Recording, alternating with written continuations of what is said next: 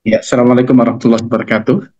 Saudara, kita Waalaikumsalam warahmatullahi wabarakatuh, Kak. masuk kepada materi praktikum ya pada hari ini. Kita sudah fixkan kemarin masing-masing judul yang saudara sudah inginkan ya sesuai topik yang akan saudara angkat.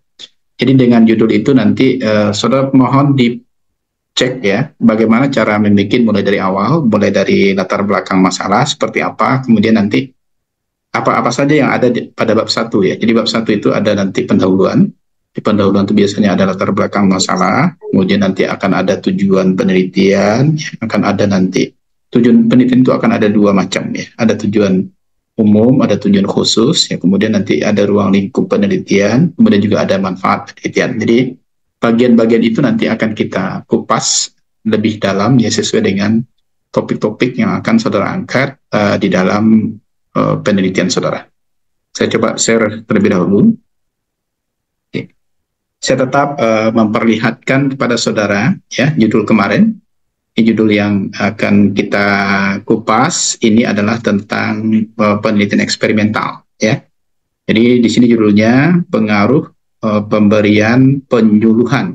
Jadi intervensi yang dilakukan adalah pemberian penyuluhan tentang hepatitis B. Berarti masalahnya kita akan melihat bagaimana pengetahuan ibu tentang hepatitis B. Nah, dengan apa edukasi kesehatan diberikan? Dengan memberikan penyuluhan tentang apa? Tentang lembar balik. Ya, jadi di sini dia akan berbicara khusus kepada lembar balik model Bagawe Ngentai, ya, hepatitis. Jadi nanti akan diberikan edukasi secara lebih dalam kepada responden bagaimana lembar balik model Bagawe Ngentai hepatitis ini bisa mengatasi permasalahan pengetahuan ibu hamil tentang hepatitis. Ya, artinya apa di sini? Permasalahan yang akan muncul, yang akan diceritakan di sini tidak lebih tidak kurang itu pasti akan menceritakan tentang hepatitis B tadi. Ya, coba kita lihat. Nah ini bagian cover depan ya ada logo nanti di saudara juga harus saudara apakah nanti ya di sini harus ada logo kemudian judulnya itu seperti yang sudah saya sampaikan kemarin setidak-tidaknya ada place ada time ada person ada place ada time ya. Jadi di sini terlihat jelas ini place-nya ini akan dilakukan di Puskesmas Kota Baru Kota Sungai Penuh. Personnya adalah ibu hamil ya ibu hamil yang menjadi person. Kemudian time-nya adalah tahun 2024. Kemudian permasalahan yang akan diangkat itu adalah permasalahan tentang hepatitis B ya, terutama nanti bagaimana pengetahuan ibu hamil tentang hepatitis B ini yang akan diintervensi menggunakan lembar balik model Bagawe Ngentai hepatitis ya. Nah, itu dia. Oke ya. Nah, itu yang harus kita ceritakan ya di dalam bab satu yaitu pendahuluan. Ya kita lihat ya pendahuluan di dalam penelitian ini apa-apa saja. Oke. Nah, ini bagian utuh dari skripsi saudara nanti ya, kurang lebih juga abstrak kita skip dulu, kita langsung melihat bagaimana bentuk latar belakang yang ada di dalam penelitian ini. Oke.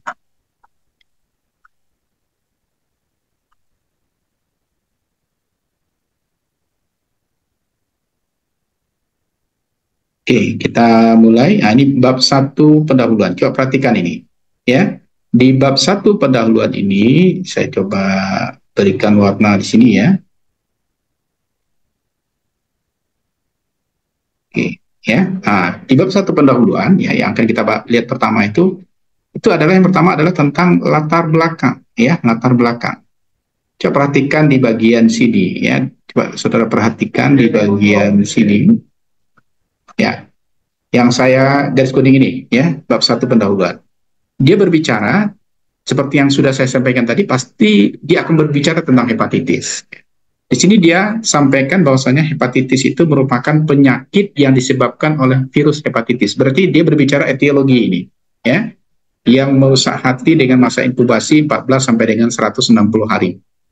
Ya, di atas ini dia berbicara definisi etiologi, di bawah dia berbicara tentang prevalensi, ya. Apa prevalensi yang ada di sana? Di sini dikatakan bahwasanya penyebaran penyakit itu bisa melalui darah. Ya, masih sedikit juga berbicara tentang etiologi, kemudian keringat, suntikan yang tidak aman. Nah, ini semua, saudara, diambil, dikutip langsung, disitasi langsung dari kutipan Sinaga H dan kawan-kawan tahun 2018. Seperti ini sumbernya adalah jurnal, ya, jurnal nasional. Oke ya. Nah, ini yang pertama. Jadi di latar belakang itu kalau saudara misalnya mengkaji hipertensi, maka definisikan dulu hipertensi itu apa, ya. Kemudian bagaimana etiologinya, ya, sampaikan dulu hipertensi itu berasal dari mana, ya, apa yang menjadi pencetus, ya. Semuanya itu adalah berbicara tentang etiologi dari penyakit yang akan kita angkat, ya. Itu ada di latar belakang masalah. Oke ya. Ini kita langsung action ini, ya. Bagian-bagian yang saya sebutkan nanti silahkan saudara sesuaikan dengan topik yang akan saudara angkat, ya. Oke. Kemudian saudara coba lihat di bawahnya, ya. Ini dia masih berbicara bagaimana hepatitis itu menular kepada orang lain, ya. Nah, atau kenapa, ya, secara etiologi hepatitis itu terjadi. Di sini dikatakan bahwasanya ketika seorang, ya, yang dikutip ini berdasarkan WHO, ya, dikatakan bahwasanya ketika seorang terinfeksi hepatitis B, maka virus itu antara lain dapat ditemukan di darah, ya, di air liur, di sperma untuk yang laki-laki, kemudian cairan vagina untuk yang perempuan, ya, serta dari cairan tubuh lainnya. Itu bisa juga terinfeksi hepatitis B ini, ya. Jadi virus ini menyebar melalui lewat kontak cairan-cairan tubuh, ya, secara global. Cara penularan yang paling sering terjadi adalah secara perinatal dan pada masa awal usia anak-anak, ya. Jika lewat perinatal, virus ditularkan oleh ibu kepada anak yang dilahirkan. Itu berdasar secara perinatologinya, ya. Adapun penularan di kalangan anak terjadi lewat kontak dengan individu yang terinfeksi. Jadi artinya apa? Hepatitis ini bisa muncul gara-gara penularan dari faktor lain, ya, dari orang lain. Nah, itu bisa. Oke ya. Itu dia ambil dari WHO, ya. Jadi dia ambil data ini dari WHO. Jadi semuanya itu ada kutipan di sini. Kutipan itu nanti saudara bikin nama, kalau seandainya badan seperti WHO, langsung bikin badannya WHO, kemudian tahun. Jadi kutipan yang kita gunakan di dalam penelitian di kebidanan, kalau nggak salah saya sekarang sudah pakai ini, ya, citasinya sudah pakai tidak lagi apa, ini apa, ya, American Psychological, ya. Kalau ini apa? Kalau ada tahun tanggal ini. Kalau saudara, kalau nggak salah sekarang itu sudah menggunakan angka, ya, angka. Jadi ada di sini angka 1, nanti sini angka 2, ya, itu berarti sudah menggunakan, saya lupa namanya, ya, yang angka itu. Yang penting sudah menggunakan aturan IAEA, ya. IAEA itu sudah menggunakan angka atau berdasarkan Vancouver, ya, Vancouver namanya, ya. Jadi nanti saudara menggunakan aturan penulisan citasi itu menggunakan Vancouver. Vancouver itu sudah menggunakan angka, tidak lagi menggunakan WHO, 2023, tapi sudah ini 1, ini 2, dan seterusnya, ya. Seperti itu.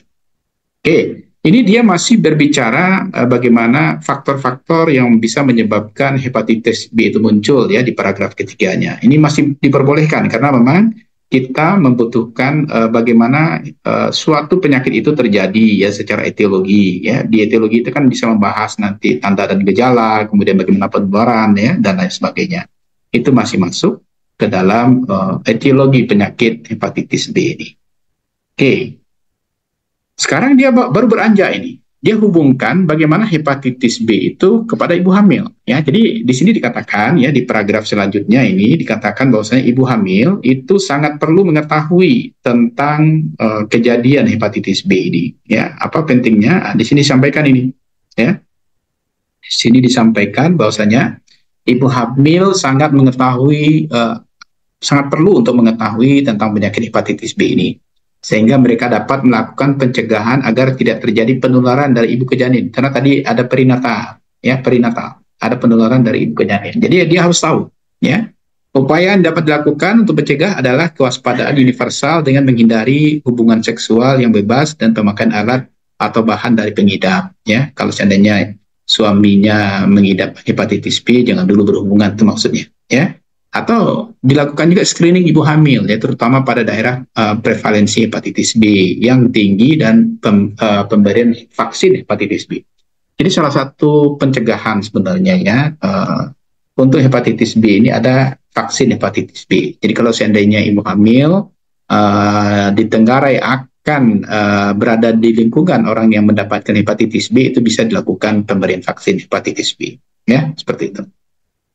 Itu ya, itu masih berbicara tentang etiologi penyakit hepatitis B. Kemudian perlahan-lahan ya di bagian berikutnya nanti akan berbicara bagaimana prevalensi ya. Nanti akan berbicara bagaimana prevalensi. Nah, ini disampaikan ini bagaimana penularan ya. Kalau seandainya ibunya positif hepatitis B ya, kemudian nanti bagaimana penularannya kepada anak. Itu disampaikan pada paragraf berikutnya. Ini masih berdasarkan teori yang diambil terutama dari Kemenkes ya maupun dari WHO tadi ya. Ini antigen-antigen yang digunakan. Oke. Kemudian di sini coba perhatikan pada paragraf berikutnya itu baru disampaikan bagaimana virus hepatitis B itu terjadi secara nasional ya. Jadi disampaikan ini di Indonesia bagaimana kisarannya ya. Kemudian ini yang saya katakan piramida terbalik itu ya, dimulai dari dunia, tadi dunia ada data WHO ya. Kemudian di Indonesia biasanya datanya adalah data Kemenkes. Ini disampaikan berdasarkan data Kementerian Kesehatan di tahun 2021 ini sebanyak sekian orang ya telah terdeteksi kemudian dia juga menularkan ke ibu hamilnya ya. Nah, ini data-data ini merupakan data wajib ya yang ada di latar belakang masalah. Kemudian, ini juga disampaikan ya, salah satu cara pemerintah untuk mengetahui jumlah penderita hepatitis B itu menggunakan rapid test. Jadi sama dengan COVID kemarin juga ada rapid testnya. Rapidnya adalah rapid diagnostic test ya. Nah, ini baru tadi Indonesia, sekarang dia beralih ke kota kabupaten ya. Nah, ini sudah kota kabupaten. Kemudian di sini juga tersebar di provinsi ya. Sini dikatakan provinsi yang dicecar ini adalah provinsi pasti tempat dia akan melakukan penelitian. Dia melakukan penelitian di Jambi kemarin ya. Nah, maka tentu yang akan menjadi sasarannya untuk dihasilkan data di latar belakang ini adalah di provinsinya.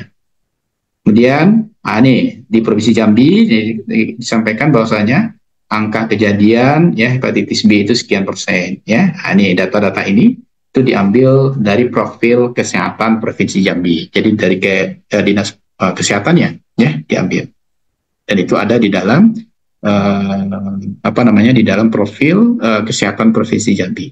Jadi jelas ya, mengerucut dari yang mulai besar tadi WHO berarti dunia, kemudian ke Indonesia, sekarang kemudian ke provinsi, di provinsi dia ke kabupaten kota tempat dia melakukan penelitian. Nanti ya di bagian terakhirnya itu harus ada survei awal namanya. Ya, survei awal. Nah, ini kenapa dia masukkan pengetahuan, karena dia akan memberikan intervensi edukasi kesehatan tentang hepatitis B bagi ibu hamil. Maka dibikinkan seperti ini. Ya, pengetahuan ibu hamil tentang hepatitis B bisa juga ditingkatkan melalui pendidikan kesehatan ya, Penkes ya. Maka perlu dilakukan kegiatan pendidikan kesehatan yang berhubungan dengan kesehatan khususnya hepatitis B dengan harapan akan terjadinya perilaku sehat pada mereka ya. Untuk melaksanakan kegiatan pendidikan kesehatan diperlukan metode dan media pendidikan kesehatan, yaitu dengan cara yang digunakan oleh pelaku pendidikan kesehatan menyampaikan pesan-pesan kesehatan. Pesan-pesan kesehatan itu pasti dilakukan melalui Penkes ya, penyuluhan kesehatan seperti itu. Nah, itu ya, jadi dasarnya bagaimana intervensi itu dilakukan. Nah, metodenya dia bikinkan di sini bagaimana metode pendidikan itu diberikan kepada ibu hamil ya. Kemudian di bagian di paragraf paling akhir biasanya di latar belakang itu ada berdasarkan hasil penelitian dilakukan oleh peneliti sebelumnya ya. Jadi dilihat penelitian terdahulu itu ada nggak yang melakukan penelitian yang sama. Ini disampaikan berdasarkan hasil penelitian yang dilakukan oleh Suryani S ya tahun 2023 menyatakan penggunaan media leaflet efektif terhadap peningkatan pengetahuan. Nah, ini berarti dia menyokong ya atas Penkes yang akan dia lakukan menggunakan lembar balik ini ya. Kemudian penelitian ini ternyata bermakna katanya ya, penelitian terdahulu. Zulfian juga pada tahun 2018 juga menyatakan hal yang sama. Kemudian ya si peneliti ini Bu Wendy ini ya, Bu Weti ini dia juga melihat berdasarkan profil kesehatan kota Sungai Penuh. Nah, ini sudah tempat dia melakukan penelitian ini ya. Puskesmasnya juga. Dan dikuatkannya lagi dengan peneliti di sini telah melakukan studi pendahuluan melalui wawancara. Ini penting nanti ya untuk saudara juga ikut sertakan di dalam latar belakang penelitian. Ini saya garis kuning lagi, ini coba perhatikan. Jadi tadi di keadaan di Sungai Penuh seperti apa, kemudian di akhir ya si peneliti ini mengatakan bahwasanya peneliti telah melakukan studi pendahuluan melalui wawancara ya dengan pertanyaan terbuka. Jadi pertanyaannya terbuka ini kepada 5 orang atau sekitar 13 orang ibu hamil yang berada di wilayah Puskesmas Kota Baru. Kebetulan yang hamil hanya 13% ya dari yang hamil waktu itu, hanya 5 orang. Secara umum didapatkan bahwa ibu hamil tersebut masih belum mengetahui tentang hepatitis B. Kalau masih belum, penting untuk kita lakukan PENKES berarti. Pemberian pengetahuan dalam bentuk penyuluhan. Media yang digunakan oleh ibu ini adalah menggunakan lembar balik WGE tadi ya, WGE tadi, hepatitis. Oke, kalau sudah seperti ini, saudara, itu sudah bisa dikatakan sebagai latar belakang yang komplit. Yang pertama, tadi dia berbicara tentang etiologi penyakit yang ada, tentang hepatitis B. Ya, kenapa hepatitis terjadi, kemudian bagaimana penularannya, dia dihasilkan dari mana, ya. Kemudian selanjutnya dia berbicara bagaimana hepatitis B itu terjadi secara dunia dengan data-data dari WHO. Kemudian penyebaran hepatitis B itu bagaimana di Indonesia menggunakan data Kemenkes.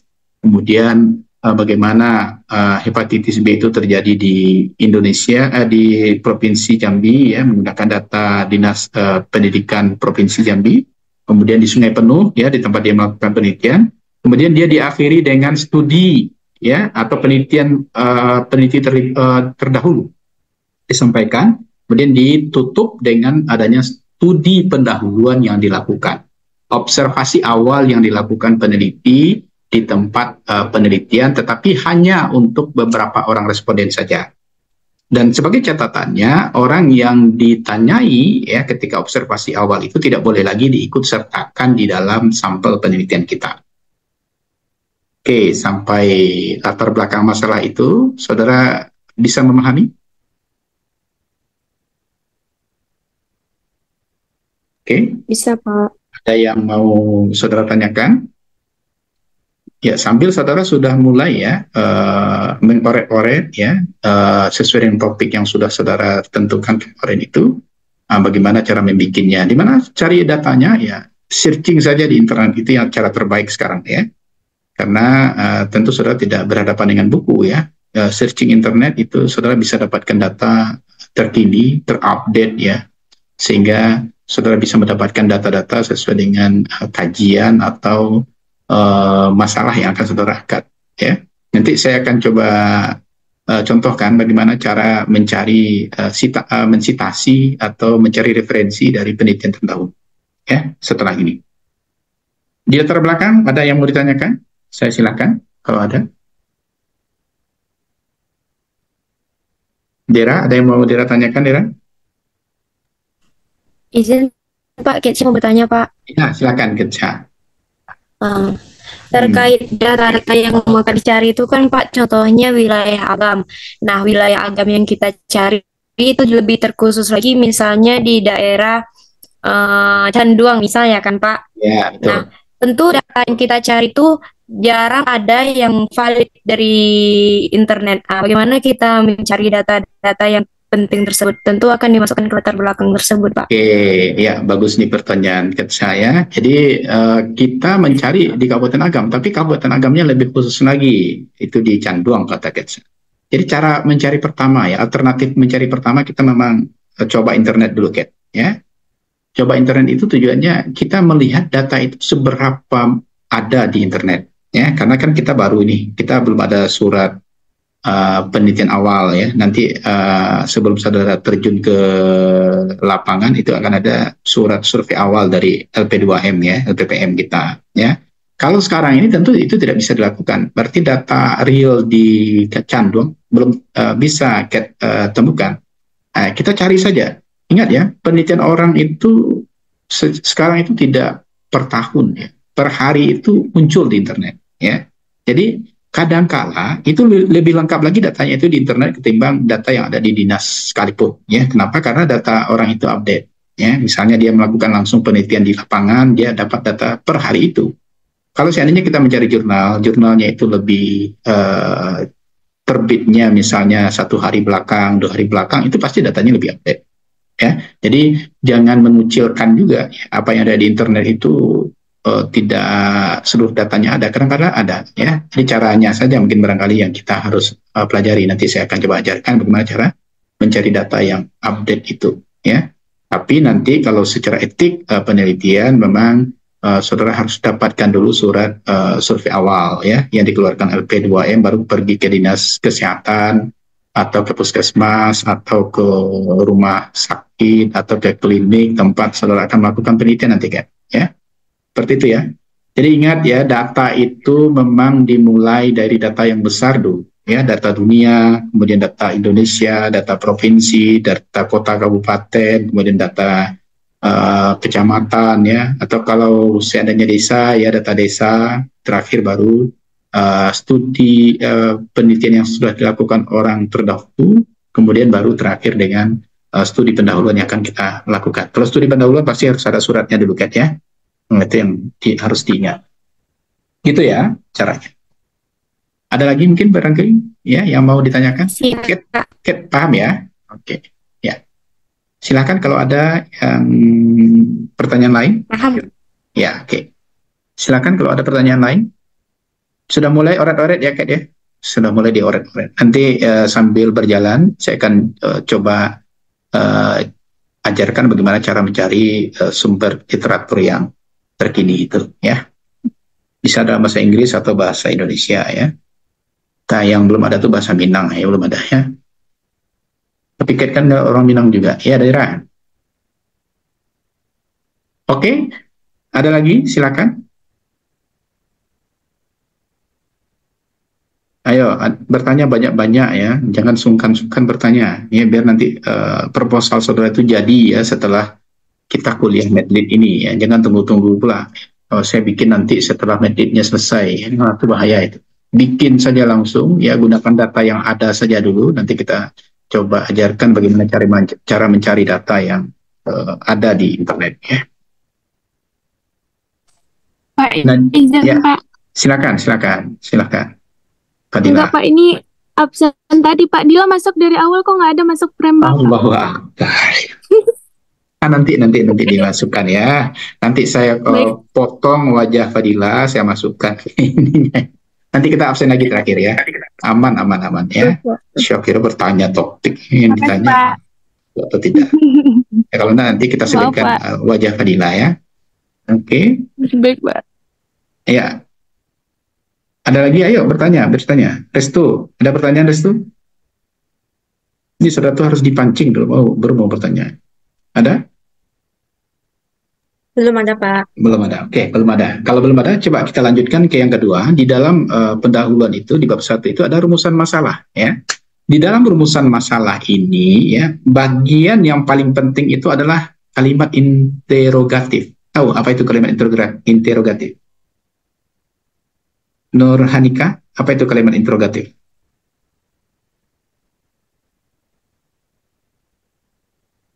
Ini saya takut ini saudara ini banyak anak lulus SD. Zaza, apa itu kalimat interrogatif? Aduh, patanya. Za, apa itu kalimat interrogatif? Cindy, apa itu kalimat interrogatif? Iya, udah tamat SD, Pak. Apa itu kalimat interrogatif? Kalimat yang menimbulkan pertanyaan, Pak. Tidak menimbulkan kalimat pertanyaan, ya. Tidak ada kalimat menimbulkan pertanyaan. Kalimat interrogatif itu kalimat pertanyaan, ya. Yang menimbulkan pertanyaan, ya. Buat tambah-tambah. Oke ya. Nah, ini di dalam perumusan masalah itu nanti itu harus ada kalimat pertanyaan, ya. Nah, coba perhatikan di sini. berdasarkan uraian latar belakang permasalahan di atas, harus ada kata-kata seperti itu ya. Maka rumusan masalah dalam penelitian ini adalah bagaimanakah, ini kahnya tidak ada ini, tambahkan nanti itu saudara ya. Bagaimanakah pengaruh pemberian penyuluhan tentang hepatitis B menggunakan lembar balik model Bagawe Ngentai hepatitis terhadap pengetahuan ibu hamil di Puskesmas Kota Baru, Kota Sungai Penuh tahun 2024. Beri tanda tanya di belakangnya. Nah, itu rumusan masalah. Ini ada dua tertinggal ini. Bagaimanakah itu tinggal, kemudian harus ada pertanyaan interrogatif di belakangnya.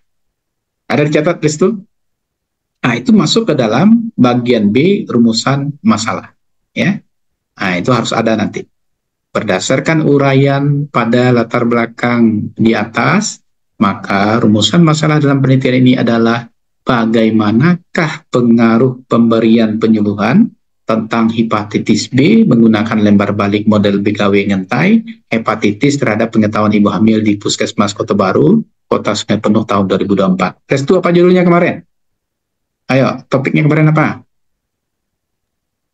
Faktor-faktor yang berhubungan dengan kejadian BBLR di Puskesmas Sumpur Kudus. Stop. Jadi di sini berdasarkan uraian latar belakang di atas, maka rumusan masalah dalam penelitian ini adalah bagaimanakah faktor-faktor yang berhubungan dengan, bikinkan judul itu lengkap-lengkap. Ya, sampai time-nya tahun 2024.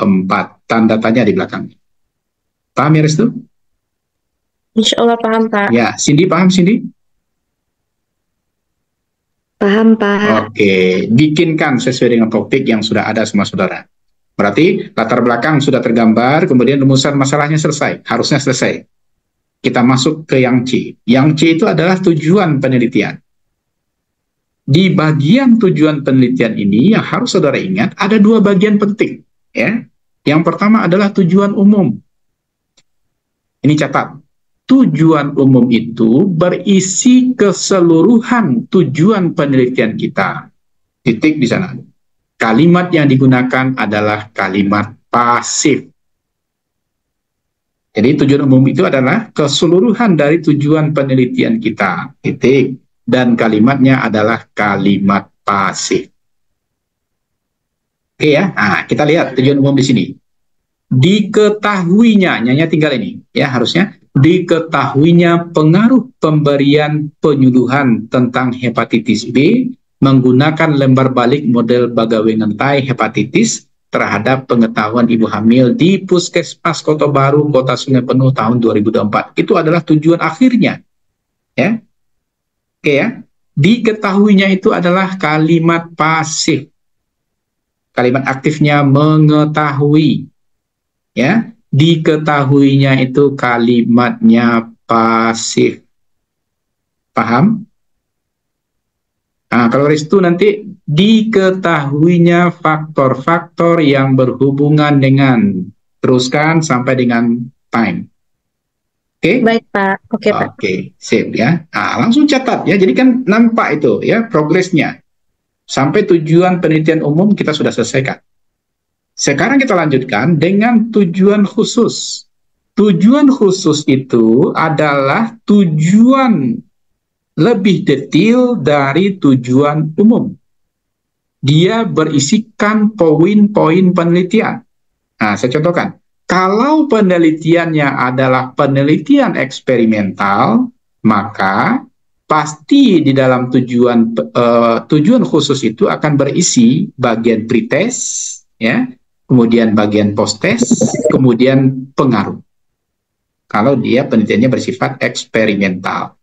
Kalau penelitiannya bersifat analitik, maka dia akan berisikan bagian masing-masing dari faktor-faktor yang ada. Contoh Restu tadi faktor-faktor yang berhubungan dengan apa? Faktornya itu ada faktor internal, ada faktor eksternal. Faktor internal apa saja yang akan diteliti, itu masuk semuanya dalam tujuan khusus penelitian. Ya, misalnya kita mengkaji pendidikan, ya, bagaimana kemudian keluarganya bagaimana, kemudian ekonominya seperti apa, itu masuk masing-masing rinciannya itu dalam tujuan khusus penelitian. Oke ya, coba yang eksperimen siapa kemarin? Yang eksperimental, kita contohkan. Siapa yang eksperimen? Fauzia? Penelitiannya eksperimen? Kemarin? Nggak tahu, Pak. Allah Akbar. Astagfirullah. Awak lah kabulannya nggak tahu aja penelitiannya baru dah. Ketsa. Ketsa. Apa penelitiannya? Coba. Ya, kalau saya kemarin pengaruh penyuluhan sama Oke. kayak judul ini, Pak. Oke, ya berarti ini ya. Nah, maka di yang pertama ya, Cat, ini dengarkan ya Cat, karena pas di Cat saya. Ya, di tujuan khusus yang pertama, mengetahui rata-rata pengetahuan ibu hamil sebelum diberikan penyuluhan tentang samakan dengan KETSA. KETSA penyuluhannya apa? Ini kan hepatitis B. Kelompok perlakuan di Puskesmas Kota Baru, Kota Sungai Penuh. Ya, ya ini yang diberikan perlakuan intervensi. Yang kedua, di sini dia mengetahui rata-rata pengetahuan ibu hamil sebelum diberikan penyuluhan tentang hepatitis B. Kelompok kontrol, dia ada bikin dua kelompok di sini. Ada kelompok yang diberikan intervensi atau perlakuan, kemudian kelompok yang dikontrol. Ya, dia menggunakan two group pretest post-test design. Ya, apa namanya? Two group pretest post-test design. Ini harus bahasa Inggris ini. Kalau bahasa Indonesianya dua grup, dua kelompok yang diberikan pretest dan post-test. Ya, oke, maka ada di sini. Yang pertama dia mengetahui rata-rata pengetahuan ibu hamil sebelum diberikan penyuluhan. Kemudian di bawahnya mengetahui rata-rata pengetahuan ibu hamil setelah diberikan penyuluhan. Ini setelah ya, ini sama-sama sebelum ini sebelum, ini setelah ya. Kemudian yang ketiga nanti mengetahui ya pengaruh ya. Ini salah nih langsung perbaiki. Mengetahui pengaruh ya pemberian penyuluhan tentang hepatitis B di Puskesmas Kota Baru, Kota Sungai Penuh tahun 2024 ya. Oke ya, langsung rubah untuk Cat ya. Yang pertama mengetahui rata-rata ibu apa ya? Ibu siapa? Cat apa pengaruh apa Cat? Pemberian penyuluhan terhadap siapa? Izin Pak, pengaruh pemberian penyuluhan pemeriksaan payudara sadari, Pak. Oh, sadari berarti Iya, pasti pada remaja, Pak. remaja, umurnya berapa? Sampai di sini mengatur rata-rata pengetahuan remaja umur berapa sampai berapa sebelum diberikan penyuluhan sadari, misalnya di mana di sekolah mana misalnya tempatnya di mana ya sesuaikan tahunnya tahun berapa ya. Di bawahnya setelah di bawahnya ada, ya silakan. Berarti di judul nanti kita tambah juga usianya, Pak. Oh enggak, Atau di bawah aja, saja? Di bawahnya saja, di tujuan khusus saja. Di atas itu biar aja remaja. Di bawahnya baru bikinkan remajanya umur berapa, ya. Itu bisa saja nanti kita jadikan sebagai pembatasan masalah ya, boleh.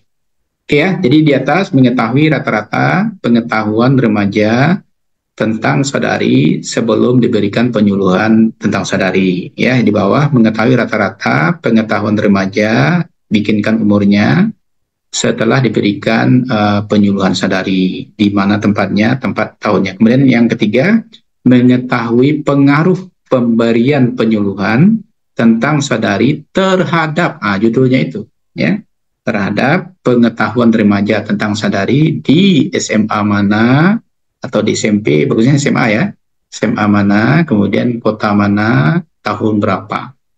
Lah saja itu tinggal mampu saya tidak bisa juga, tidak ngerti Pak. Za, jangan dipikir Za. Judul Za sebenarnya. Kau sampai Za tidak tahu arahnya kemana. Ayo.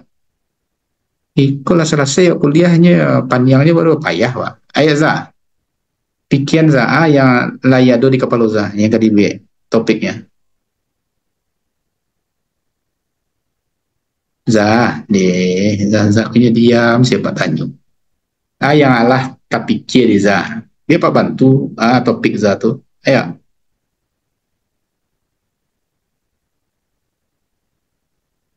Rasanya diam, siap. Langsung ngecek je tembok, Pak. Astagfirullah. Allah Akbar. Pikir ni saya itu kalau ndak bisa zangece WA Pak ya. Awak sebenarnya ikut Pak ai, tapi entahlah. Tiba Allah itu di kepala. Nurhanika, apa topik Nurhanika kemarin? Topik NEE kemarin apa Pak? Pengaruh pemberian jus sirsak terhadap hipertensi pada ibu hamil di Puskesmas Simpati Alhan Mati tahun 2024. Nah, Pak, tunggu Pak. Ya. Kan tadi Bapak menjelaskan tentang apa namanya Pak? Terus. Nah, Bapak kan tadi menjelaskan kalau di tujuan atau di latar belakang itu kan kayak lebih ke edukasi. Kalau edukasi kan jatuhnya ke pengetahuan, enggak Pak? Ya, kalau NEE itu enggak. Iya, itu kan enak tuh jadi NEE kata-katanya apa jadi kata-kata yang harus bikinkan di sana bagaimana efek dari pemberian jus sirsak itu ya indah samuan lah orang pengetahuan kamal ke pengetahuan anak pengetahuan ya sesuaikan dengan kita misalnya penelitian terdahulu mengatakan bahwasanya setelah diberikan jus sirsak itu sekian persen berhasil interval kepercayaannya sekian persen ya dan signifikan kayak gitu. Maka nanti saya ajarkan bagaimana cara mencari penelitian terdahulu itu, ya. Jadi pengetahuan NEB itu salah. Oke, Pak. Makasih ya, Pak. Oke, jadi di tujuan umumnya apa NEB bikin nanti? Bagus pula nama NEB ini ya. Ya. Apa tujuan umumnya yang NEB bikin? Ayo. Berarti Pak, ada tujuan umumnya diketahui efek pemberian pengaruh aja lah, pengaruhnya efek. Oh, pengaruh aja Pak. Diketahui pengaruh pemberian jus sirsak. Terus Pak, kalau mungkin ini menggunakan lembar balik Pak, terus nih kan pemberian tuh di agihan. Tidak ada pakai itu kan Pak? Tidak, jadi nggak harus disamu. Itu kan dia memberikan penyuluhan, maka dia harus sampaikan penyuluhannya apa gitu. Kalau enggak, coba diketahuinya pengaruh pemberian diketahuinya pengaruh pemberian jus sirsak terhadap hipertensi pada ibu hamil di Puskesmas Simpati Alhan Mati tahun 2024 Pak. Alhamdulillah. Itu salah saya tujuan umum. Tujuan khusus lah. Yang pertama apa? Kalau tujuan khusus berarti mengetahui ini kan mengetahui rata-rata pengetahuan. Ya, kalau NEE kalau NEE mengetahui rata-rata gimana Pak? Nilai. Mengetahui rata-rata nilai pengaruh nilai apa? Pemberian apa? Mengetahui rata-rata nilai pengaruh pemberian jus itu Pak. Dia coba lanjutkan judulnya pengaruh jus sirsak terhadap hipertensi pada ibu hamil Pak. Jadi mengetahui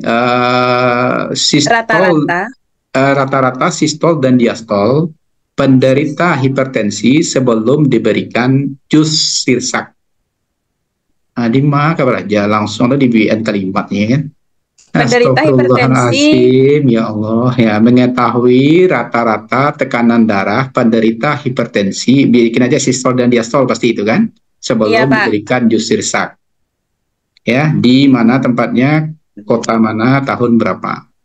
Ya, kemudian yang keduanya mengetahui mengetahui rata-rata hipertensi sesudah diberikan jus sirsak di mana tahun berapa. Kemudian yang terakhir mengetahui pengaruh pemberian jus sirsak terhadap hipertensi. Itu lanjutkan judulnya. Dan oke. Ya. Oke Pak, makasih Pak. Ya, ada lagi yang mau ditanyakan? Silakan. Ya, makanya kalau bisa, yang analitik juga boleh ya, faktor-faktor kalau mau dibedah juga silakan. Kita sampai jam berapa, Dera? Sampai jam 12.20, Pak. 12.20, oke. Oke, ya lanjut. Ada lagi yang mau dibedah sampai ke tujuan khusus? Kalau tidak, kita lanjut dulu. Mau dilanjutkan dulu? Dera aman, Dera? Lah Dera P. Sudah Dera bikin. Suci ya, silakan Suci. Pak, Suci kan kemarin judulnya tuh pengaruh pemberian sayur pucuk katut terhadap volume ASI pada ibu postpartum di Puskesmas Gulai Banca tahun 2024. Nah, itu untuk tujuan khususnya sama dengan Nurhanika, Pak. Soalnya kan sama-sama sama pemberian, NEE. Pak. Ya, sama NEE ya, Pak. Ya, sama ya, sama. Oke, tapi jangan Berarti dibilang untuk kalimatnya mengetahui sama dengan rata-rata NEE ya. volume ASI, Pak. Ya, pas.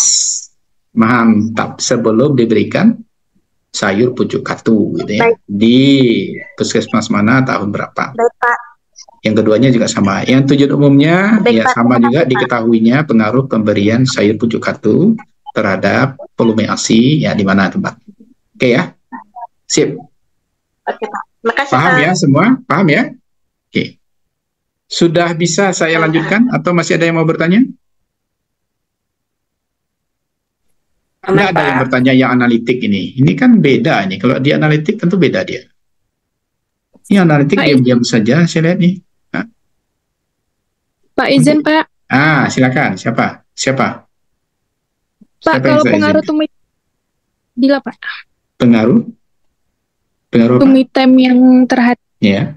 pengaruh tumit terhadap bayi pada usia 0 tahun yang dipraktek mandiri bidan Yeni Tabek Pata Kabupaten Tanah Datar tahun itu 2025. mirip dengan NEE tadi ya, mirip dengan NEE tadi ya. Sama karena kita memberikan perlakuan ya. Tumit itu kan perlakuan. Tumit itu apa aja nanti itu Fadila yang tahu ya, berarti perlakuan diberikan ya. Jadi tujuan umumnya sama. Yang analitik, ayo ngacung. Ini analitik diam-diam aja ini. Siapa yang analitik? Nggak mau dibedah ininya. Bagaimana tujuan umum dan tujuan khususnya? Pak. Ya, diam-diam sih. Cindy apa? Cindy eksperimen, Pak, sama kayak Ani. Ini kalau eksperimen. Pak Cindy mana? Pak. Kan tadi kalau Cindy kan pengaruh pemberian rendaman air hangat campur kencur terhadap pengurangan bengkak kaki pada ibu hamil trimester 3. Nah, berarti tujuan khususnya kayak ini ya, Pak. Mengetahui rata-rata pembengkak. Berarti tujuan khusus Cindy kayak gini ya, Pak. Mengetahui rata-rata pembengkakan kaki pada ibu hamil trimester 3 sebelum diberikan rendaman air hangat campur kencur di Puskesmas Bukit Tinggi. Benar, Cindy udah benar. Cuman di sini harus tahu apakah bengkak kaki itu masuk ke volume atau bagaimana, ya. Jadi yang dimaksud bengkak kaki itu harus dicek dulu ya. Apakah dibandingkan dengan sebelum apa atau bagaimana, ya. Tapi udah benar itu, ya. Udah benar seperti itu, Cindy. Tapi pastikan bengkak itu yang mananya, ya, Cindy. Dari teorinya, apakah mencari bengkak itu dari size atau ukuran atau dari apa, ya. Tapi caranya udah benar, ya. Cara sini udah benar. Tapi benar ya, Pak. Ya Pak. Udah benar. Terima kasih ya, Pak. Ya. Oke. Yang analitik nggak ada yang ngaco. Padahal ini berbeda loh. Mungkin daerah, Pak. Daerah apa daerah coba? Judul daerah Pak, hubungan asupan gizi dan status gizi terhadap siklus menstruasi remaja di remaja putri di SMK Negeri 2 Bukit Tinggi, Pak. Tujuan umumnya itu Pak seperti mengetahui diketahuinya hubungan antara asupan hubungan langsung baca judulnya. Hubungan asupan gizi dan diketahui hubungan asupan gizi. Diketahuinya hubungan asupan gizi dan status gizi terhadap siklus menstruasi remaja. Dengan siklus menstruasi remaja putri di SMK Negeri 2 Bukit Tinggi, Pak. Oke, itu tujuan umum. Tujuan khususnya lagi. Kalau tujuan khususnya itu Pak menganalisis. Tidak. Yang pertama mengetahui distribusi frekuensi. Coba dicatat. Makanya saya bilang analitik itu beda dengan ini. Jangan sama logiko. Ya. Coba apa yang coba Dera tadi apa aja yang dicari? Yang pertama mengetahui hubungan apa? Judul. Hubungan asupan gizi dan status. Stop. Jadi yang pertama mengetahui distribusi frekuensi asupan gizi siapa? Remaja putri, Pak. asupan gizi remaja putri di mana? Di SMK Negeri 2 Bukit Tinggi, Pak. Tahun 2024. Itu yang pertama, itu A. Ya, yang B. Apa lagi judulnya tadi? Coba mengetahui hubungan status gizi apa? Hubungan status gizi dengan? Hubungan asupan gizi dengan status gizi, Pak. Kemudian yang kedua, mengetahui distribusi frekuensi status gizi. Ya, status gizi itu nanti bisa dipilih IMT, bisa dipilih yang lainnya, indeks massa tubuh atau yang lainnya. Kemudian mengetahui distribusi frekuensi tentang status gizi remaja. Nah, bikinkan tempatnya tadi. Yang C itu mengetahui hubungan. Ya, mengetahui hubungan asupan gizi dengan apa tadi, Dera? Asupan gizi dengan siklus menstruasi remaja, Pak. Dengan siklus menstruasi remaja putri di tempatnya tahun. Yang keempat, jadi ada 4 itu tujuan khususnya. Mengetahui hubungan status gizi dengan apa? Dengan apa tadi, Dera? Ya, aku lupa terus ya judul, Dera. Siklus menstruasi, dengan Pak. Siklus menstruasi remaja putri, ya seterusnya. Jadi jangan semua nojo eksperimen, ya. Nah, itu ada 4 nanti tujuan khusus yang akan dibikin oleh Dera. Baik. Ayo, ada lagi yang analitik. Nah, ngacung ya Allah. Pak. Ya, Fauzia. Kelompok perlakuan sama kelompok kontrol itu tetap dibuat, Pak. Mantap nih pertanyaan Fauzia. Kelompok kontrol dengan kelompok perlakuan dibikin sesuai dengan desain penelitian yang akan kita angkat, ya. Kalau penelitiannya eksperimen sungguhan, kita mengikut sertakan kelompok eksperimen dan kelompok kontrol. Ya, kelompok perlakuan tuh eksperimen bahasanya, intervensi sama.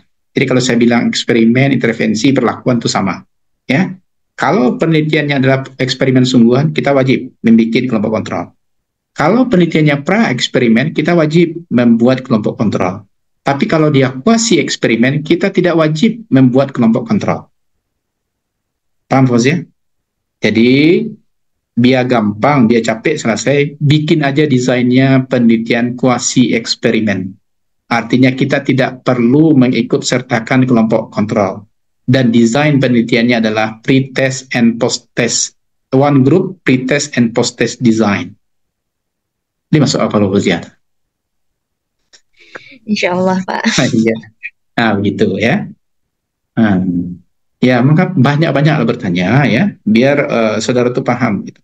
Jadi saya itu kalau ditanya itu keluar di semua tuh apa yang ada di kepala saya. Tapi kalau nggak ditanya-tanya ya mendap aja di sana. Yang pintar saya aja gitu.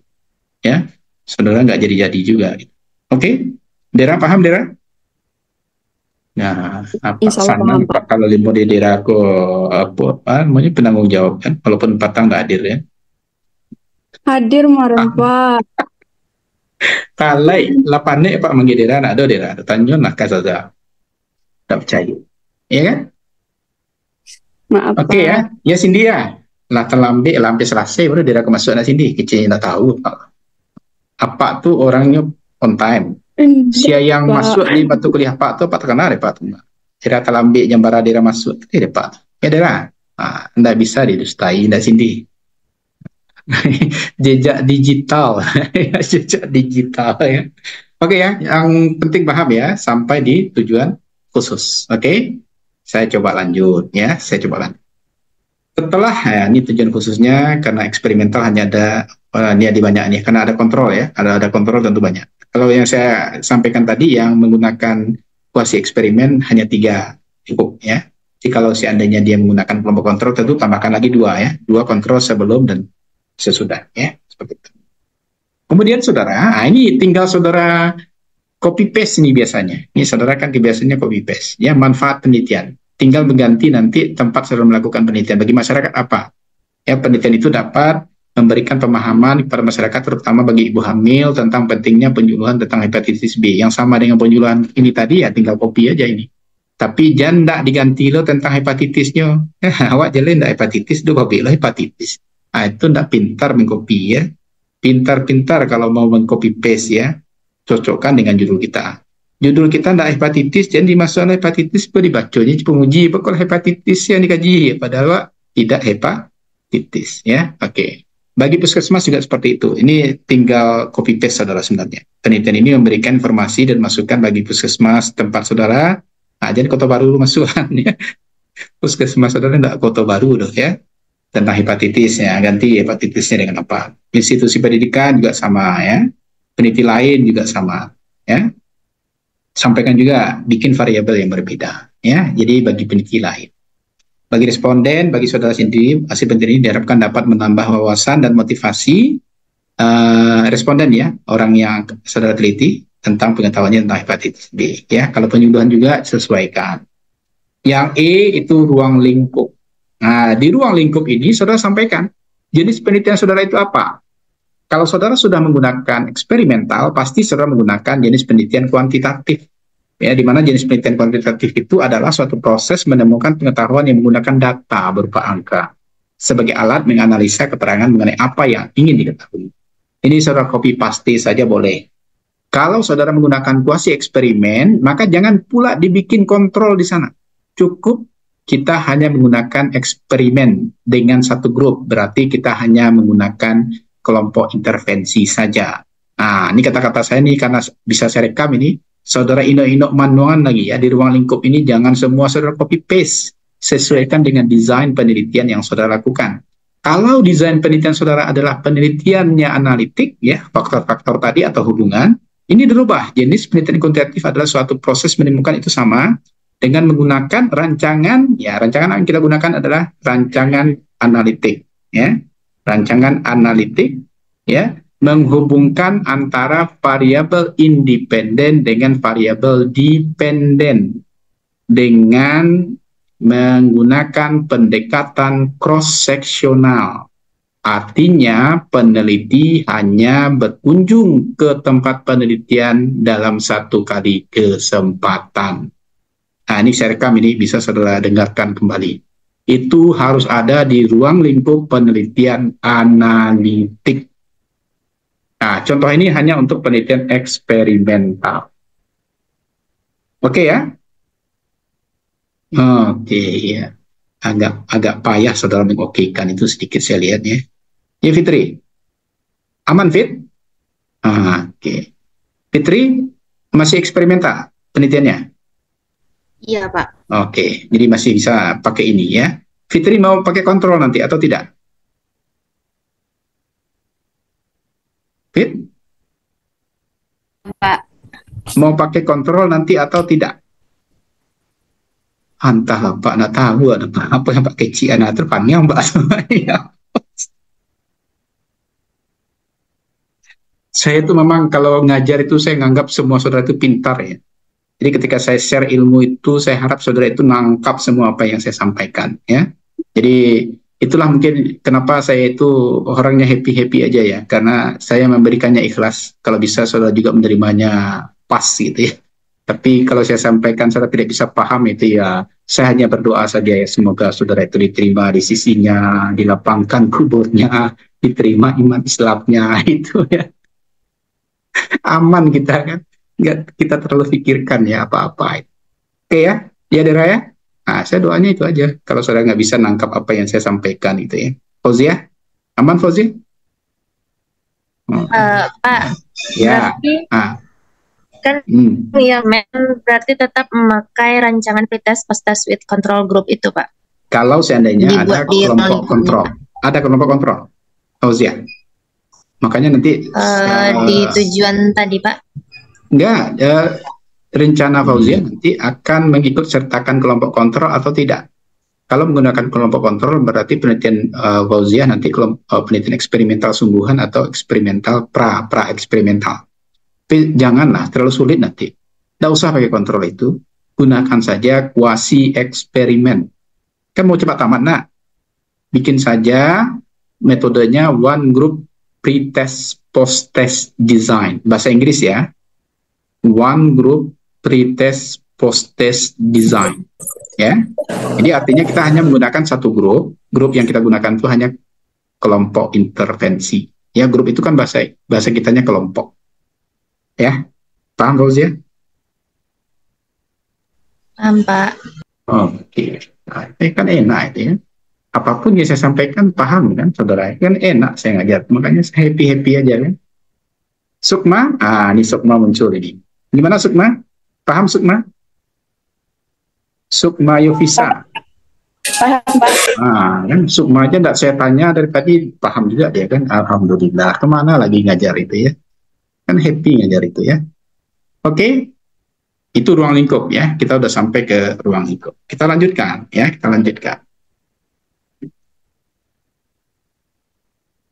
Tinjauan pustaka. Ingat, tinjauan, ini catat ya. Yang harus ada di tinjauan pustaka adalah bagian-bagian penting dari jalannya judul penelitian.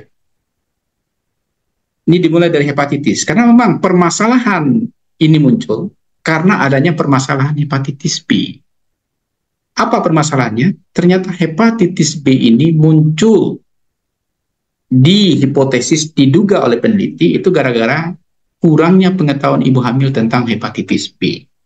Maka dia mulailah dengan hepatitis B. Dia bikin definisi hepatitis B itu apa, bikinkan pengertiannya, bagaimana menurut WHO. Kemudian struktur virusnya seperti apa, karena disinyalir hepatitis B secara etiologi itu berasal dari virus.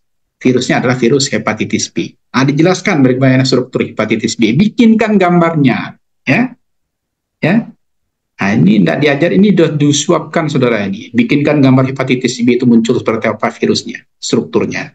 Kemudian etiologinya bagaimana? Etiologi berarti berbicara tentang tanda dan gejala hepatitis B tersebut. Ya, tandanya apa, masa inkubasinya diceritakan di sini. Kemudian ceritakan juga bagaimana epidemiologinya, penyakit hepatitis B itu seperti apa, itu epidemiologi namanya. Ya. Jadi hepatitis B itu infeksi apa, ya itu harus ada di dalam kajian teori saudara. Semuanya itu tentang hepatitis B. Ya, kalau saudara mengkaji nanti sadari, ceritakan sadari itu apa, ya. Bagaimana sadari itu bisa dilakukan, ya. Apa penyebab sadari itu harus dilakukan? Itu ceritakan di etiologi sadari, ya. Seperti itu. Gejala klinisnya, ya. Kemudian, ya penularannya seperti apa? Semuanya masih berbicara tentang hepatitis B. Pencegahannya itu masih berbicara tentang hepatitis B. Patogenesisnya, ya. Ingat, bagian yang terpenting yang harus ada di tinjauan pustaka itu adalah kajian teori, ya. Ini patofisiologisnya, ya, di kehamilan, ya. Hepatitis B di kehamilan itu seperti apa? Lengkap ada di sini. Baru selanjutnya, setelah kita berbicara masalah akar masalah yang muncul, kita akan berbicara apa yang akan kita lakukan di saat kita melakukan penelitian. Penkes di sini dilakukan, adanya pendidikan kesehatan. Di antaranya nanti akan diberikan penyuluhan tentang lembar balik Bagewei Entai tadi, ya. Ini di sini, ya. Jadi setelah selesai tentang masalah hepatitis B itu, kita berbicara tentang penkes, pendidikan kesehatan. Metode apa yang bisa digunakan? Disampaikan ini, ada pendidikan individu, ada metode pendidikan kelompok, dan seterusnya. Ya, sehingga nanti ya hasil akhirnya harus kita bikinkan di sini. Kita mau melakukan apa? Lembar balik di sini diceritakan, karena dia akan menyasar lembar balik yang Bagewei Entai tadi. Ya, ceritakan lembar balik itu apa. Saya katakan lembar balik adalah media penyampaian pesan kesehatan dalam bentuk lembar balik, di mana tiap lembar berisi gambaran peragaan yang dibalik berisi informasi. Jadi ditaruh di bidan, di sisi lain ibunya melihat. Ibu tahu nggak tentang ini? Nanti kalau dia nggak tahu disampaikan lebih luas. Itu yang dinamakan dengan pemberian penkes lembar balik. Ya, kalau di bidan tuh banyak tuh di atas meja bidan itu. Ya, setiap konsul pasien itu kan sudah sampaikan. Kenapa harus pakai misalnya spiral? Ya, kenapa harus pakai suntik? Kenapa harus pakai kondom? Itu kan ada ya lembar balik. Di sisi lain, si responden atau pasien melihat bagian yang berbeda dengan kita. Di bagian kita biasanya berisi penjelasan lebih rinci seperti itu. Paham, Fitri? Oke, ya, itu dia isinya. Kemudian ya setelah penkes tadi, ya kita ini model-modelnya. Bagaimana model untuk penkes lembar balik hepatitis B juga disampaikan. Kita baru selanjutnya berbicara secara umum bagaimana definisi pengetahuan. Karena nanti akan ditingkatkan adalah pengetahuannya. Ya, maka kita bikin definisi pengetahuan, ya, apa saja levelnya, ya, jenisnya, ya, faktor-faktornya, itu berbicara tentang pengetahuan. Ini bisa langsung saudara ambil, comot saja langsung di jurnal, tentu dengan cara melakukan citasi. Tingkat pengetahuan ini penting, tahu, know, ya, memahami, comprehension, application, analyze, ya, dan seterusnya. Itu merupakan level of knowledge, ya. Kemudian pengukurannya seperti apa, ini bisa dilakukan nanti. Ini bisa juga saudara jadikan referensi untuk melihat level pengetahuan responden, ya. Lebih baik, cukup, dan kurang. Itu bisa kita ikuti, ya. Nah, baru kita berbicara tentang bagaimana hepatitis pada ibu hamil, ya. Nah, sudah selesai semuanya sudah terangkum, maka baru kita lanjut ke kerangka teori. Ini penting ini. Ini bagian penting. Coba saudara perhatikan ini. Kerangka teori ini itu merupakan rangkuman dari tinjauan pustaka yang sudah kita bikin tadi. Kajian teori ini berdasarkan teori-teori yang berkembang di dalam bab 2 kajian teoritis. Apa ya bagian inti di sini? Ini adalah lempar balik model begawe ngentai hepatitis. Ya, strategi screening itu banyak sebenarnya. Ya, ada poster, ada leaflet, tetapi kita lebih fokus, lebih khusus kepada lempar balik model begawe ngentai karena ini nanti akan kita berikan intervensi kepada responden, ya. Nanti apa tujuan dari lembar balik ini? Ini adalah transfer informasi yang merupakan proses perpindahan dari pusat informasi bidan atau peneliti mengumpulkan, mengorganisasikan, dan menyimpan untuk kemudian disebarluaskan kepada yang berhak menerimanya. Di sini adalah ibu hamil, ya, tentang hepatitis B. Tujuannya apa? Agar terjadi peningkatan pengetahuan tentang hepatitis B. Kalau seandainya saudara melakukan pemberian, misalnya seperti apa tadi ya, pemberian jus sirsak, maka saudara harus jelaskan jus sirsak itu apa efeknya kepada tubuh, ya. Kalau ingin jus sirsak itu misalnya mengurangi udem, ya kenapa udem itu bisa dikurangi dengan minum jus sirsak? Harus saudara tahu komposisi dari jus sirsak tersebut, dan itu harus dibuatkan di dalam kerangka teori. Apa yang menyebabkan udem itu berkurang, ya? Di bagian jus sirsak manakah ya yang membuat udem itu berkurang? Itu harus ada di dalam kerangka kajian teoritis atau kerangka teori. Ada pertanyaan? Halo, ada pertanyaan? Tidak, Pak. Iya, berarti sudah dicatat ya, Cat ya? Karena Cat mirip-mirip dengan ini ya, dicatat baik-baik ya. Nah, ini ya, namanya adalah kajian teoritis ya. Nah, ini terangkan ini yang mana yang diteliti, mana yang tidak diteliti. Oke? Paham? Itu di kerangka teori. Di bab 3 kita lanjut ke kerangka konseptual. Beda ya, kalau kerangka teori itu berdasarkan teori yang ada, kerangka konseptual dia berdasarkan definisi operasional yang muncul ketika kita melaksanakan penelitian. Artinya kerangka konseptual itu nanti akan berisi langkah-langkah kerja. Ya, disampaikan di sini kerangka konsep penelitian diperlukan sebagai landasan berpikir dalam melaksanakan penelitian yang dikembangkan dari tinjauan teori. Ya, dari kerangka konsep akan diperoleh gambaran mengenai variabel-variabel yang muncul. Nah, di sini karena dia lihat ya lembar balik ini nanti akan bisa meningkatkan pengetahuan ibu, maka dia bikin seperti ini. Ini dinamakan dengan kerangka konsep. Kalau saudara tidak bikin seperti ini juga bisa ya, saudara bikin pretest ya. Pretest artinya kita melihat bagaimana pengetahuan ibu hamil sebelum diberikan intervensi. Kemudian proses atau intervensi itu pemberian penyuluhan tentang lembar balik misalnya, lembar balik kepada ibu. Kemudian di sini adalah level pengetahuan ibu setelah diberikan penyuluhan lembar balik bagawe ngentai tadi. Nah, ini bisa juga ya.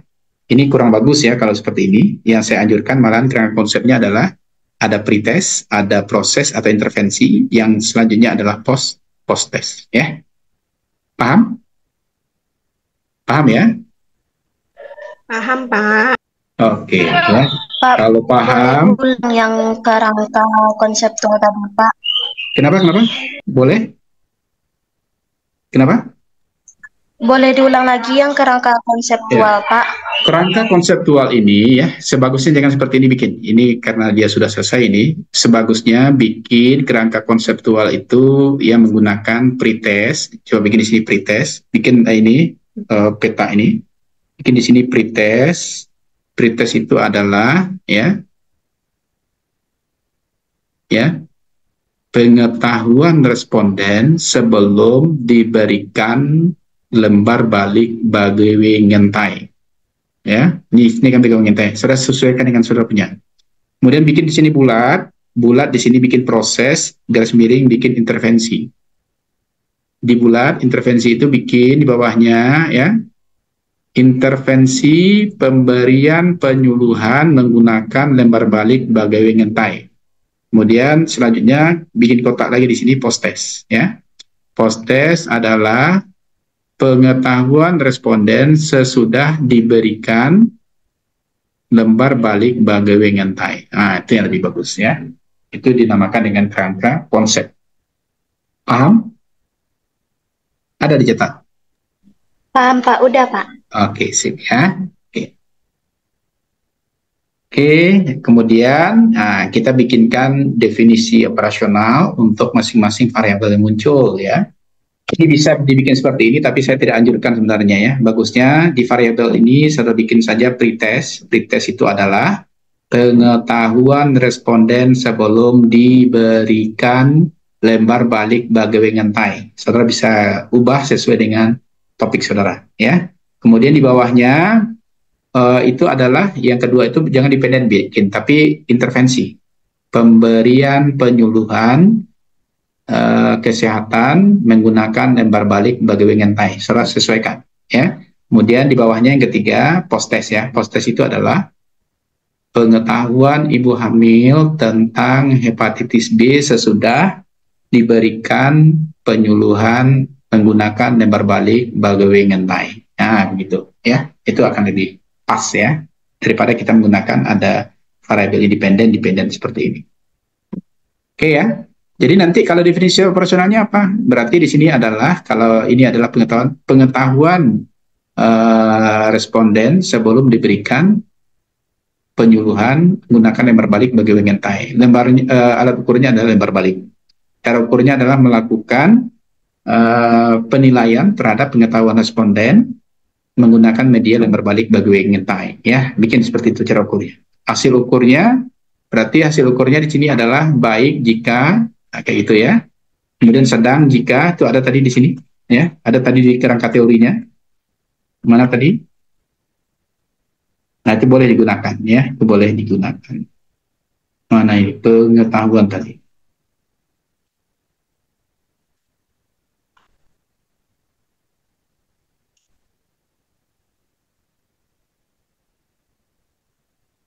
Definisi pengetahuan, pendidikan, lingkungan. Di sini kelihatan. Ini bisa kita gunakan ini.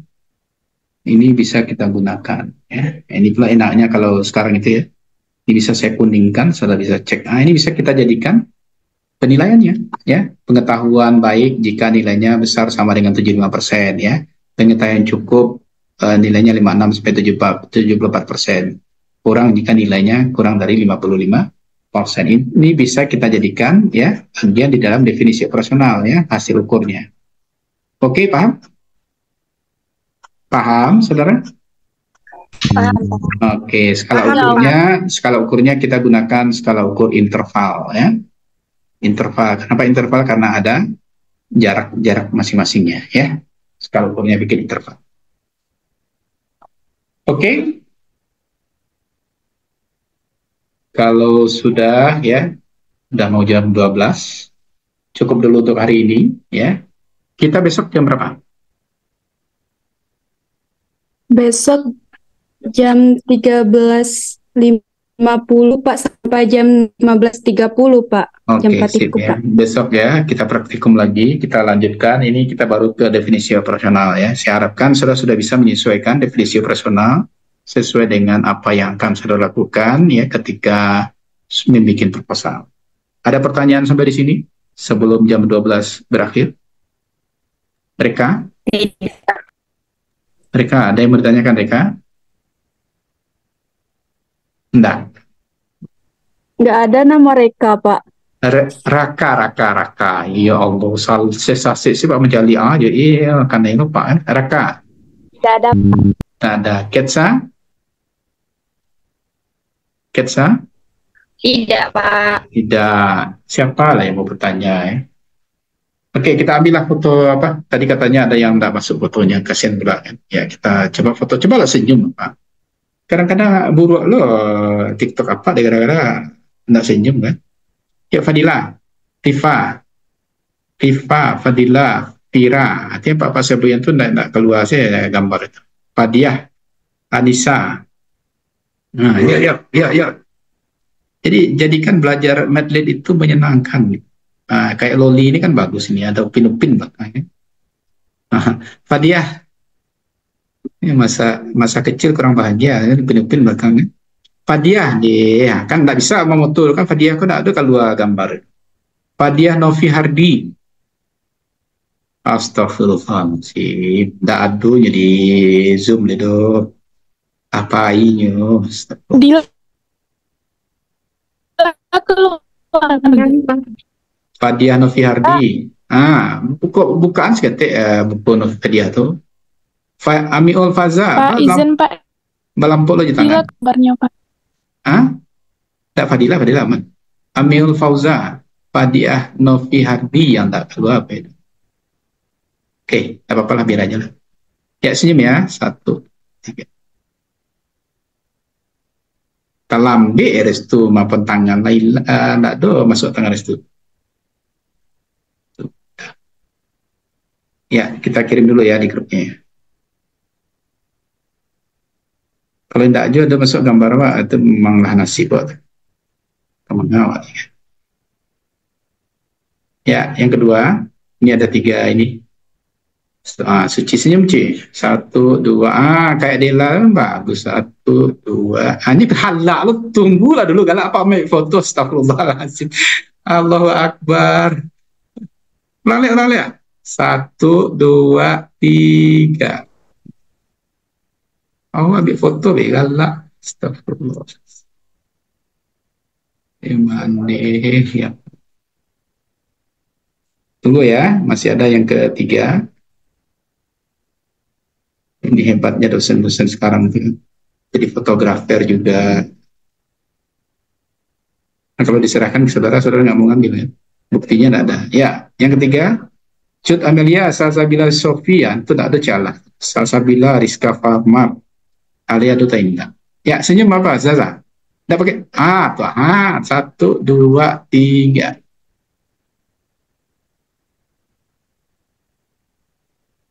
Udah selesai. Nggak usah senyum lagi, udah selesai ya.